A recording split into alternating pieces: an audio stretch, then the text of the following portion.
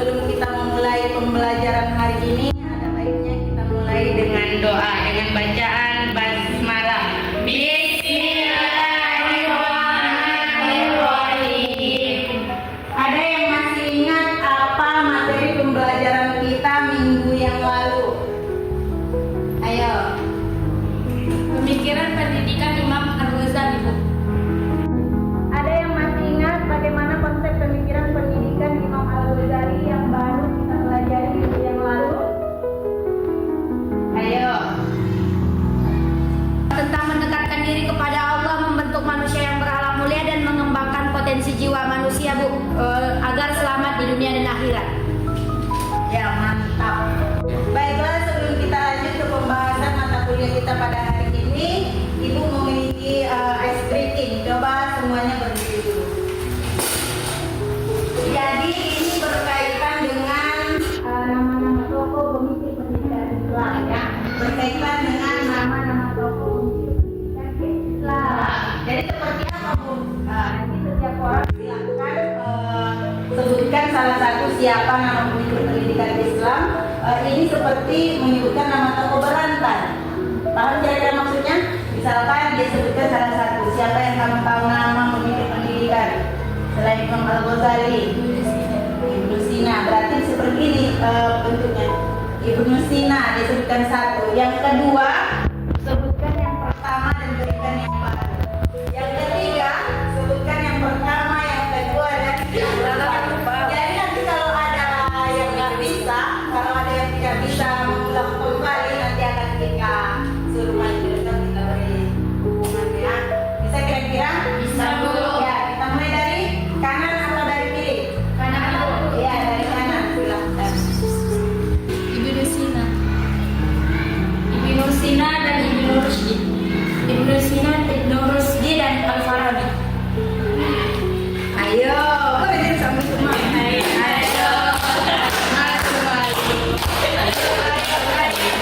Al-Farabi. Dia tidak dapat. Oke, Putri Salwa nggak dapat, silakan maju ke depan. Tadi di awal sudah disampaikan siapa yang tidak dapat akan kita berikan hukuman. Jadi hukumannya apa? Ada yang mau menawarkan hukumannya apa? Nyanyi. Nah, jadi hukumannya karena materi kita pemikiran pendidikan Islam, Putri Salwa boleh menyebutkan satu pemikir yang paling kamu sukai dan kamu tahu biografinya siapa itu dan apa yang kamu sukai dari dia. Itulah pemikir yang saya sukai adalah Imam Al-Ghazali. Karena beliau pernah berkata, ilmu tanpa amal adalah sia-sia, amal tanpa ilmu adalah kesesatan. Ya, baik, kasih aplaus buat Salwa.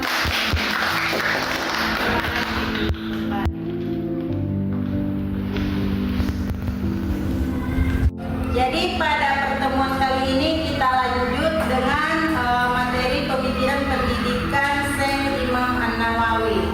Ada yang pernah dengar Syekh Imam An-Nawawi? Belum, Bu? Yang pertama kita akan menjelaskan siapa itu Imam An-Nawawi. Jadi Imam An-Nawawi adalah seorang ulama besar Islam dari mazhab Syafi'i yang hidup pada abad ke-13. Hidup pada abad ke-berapa? 13. Ia dikenal sebagai tokoh yang sangat mencintai ilmu. Jadi Imam An-Nawawi ini dikenal sebagai tokoh yang sangat mencintai ilmu. Hidup sederhana dan sangat jujur. Jadi Imam An-Nawawi ini adalah orang yang sangat hidup sederhana. Beliau jauh dari kata kemewahan. Jadi Imam An-Nawawi ini adalah seorang yang sangat patuh dan taat terhadap ilmu. Hal yang paling utama bagi Imam An-Nawawi ini adalah akhlak. Penanaman akhlak. Selain akhlak apa? Tauhid. Bagaimana memanusiakan manusia. Bagaimana memanusiakan Manusia. Selain itu, Imam An-Nawawi semenjak kecil sudah disekolahkan di rumah Al-Quran. Jadi dia itu disediakan sebuah rumah yang mana di situ dia belajar tentang Al-Quran. Jadi penanaman tauhid Imam An-Nawawi itu semenjak dia kecil. Jadi bagaimana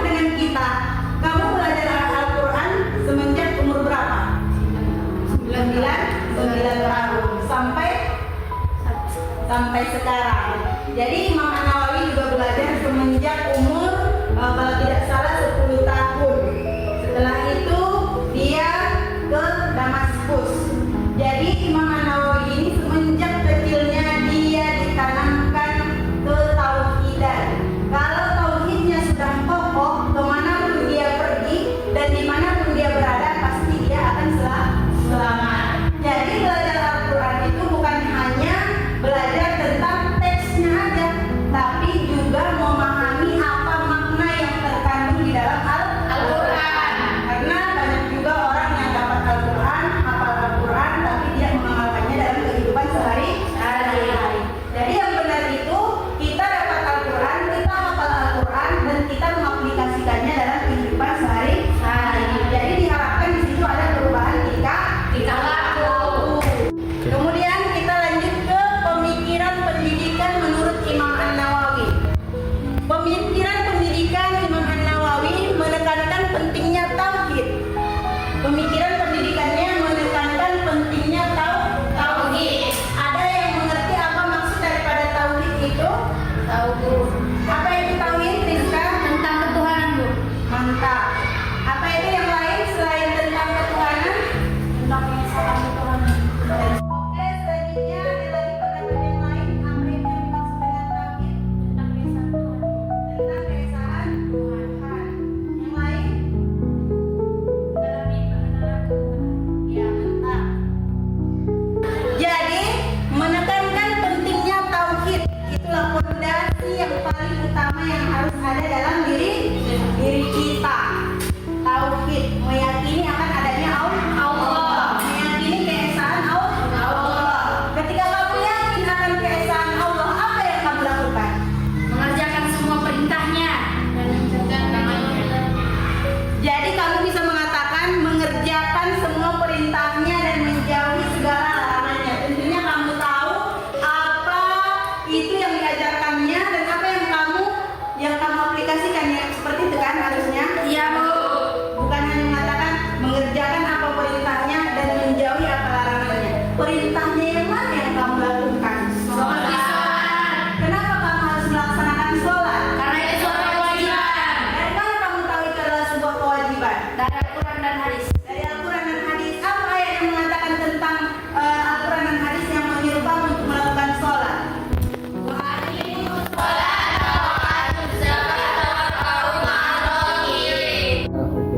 Selanjutnya adalah akhlak mulia dan adab dalam setiap aspek kehidupan.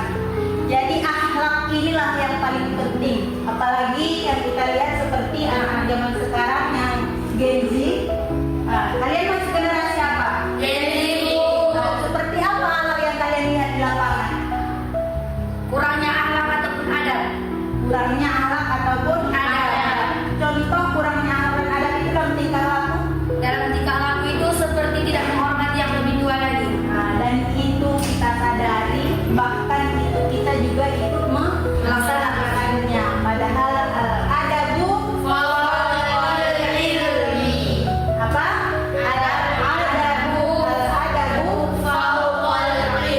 apa itu artinya? Adab itu lebih tinggi daripada ilmu. Adab itu? Di atas ilmu. Ya, bagus. Beliau juga memandang bahwa pendidikan sebagai proses transfer ilmu, nilai dan metodologi yang bertujuan untuk mendekatkan diri kepada Allah dan mencapai kehidupan akhirat yang baik. Ya. Jadi bukan hanya di dunia, tapi apa yang kita jalani di dunia ini itulah jalan menuju kita ke akhirat. Jadi itu juga kuncinya bagaimana kita melaksanakan kehidupan kita sehari-hari, seperti apa kita mengaplikasikan sesuatu yang kita dapat dalam kehidupan sehari-hari untuk menuju akhirat yang lebih baik. Ya. Ada beberapa poin penting dari pemikiran pendidikan Imam An-Nawawi. Salah satunya tadi adalah tauhid sebagai landasan. Yang kedua akhlak dan adab. Sebenarnya akhlak dan adab istilahnya itu agak sama ya, akhlak. Dan yang ketiga adalah pendidikan seumur hidup. Pendidikan seumur hidup itu nggak ada yang namanya kalau saya sudah usianya segini belajar sudah nggak masuk lagi, nggak ada istilahnya.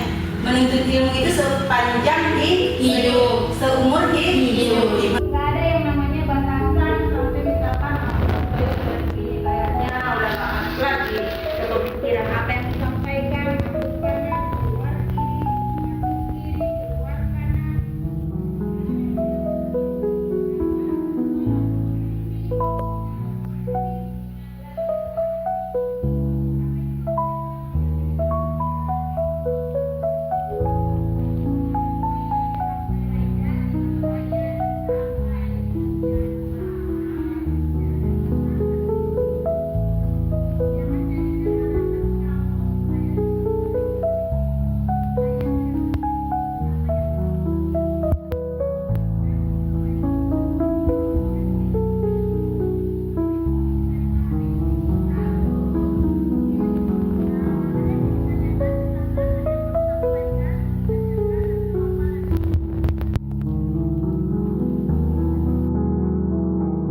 Jadi Ibu harapkan untuk pertemuan minggu depan nanti silahkan coba buat sebuah resume yang berkaitan dengan materi hari ini, yaitu pemikiran pendidikan Imam An-Nawawi. Nanti buat bagaimana apa yang kamu pahami dari yang kita pelajari hari ini, buat nanti seperti resume kita kumpul minggu depan, ya. Setiap orang membuat resume dan itu dikumpul minggu Depan.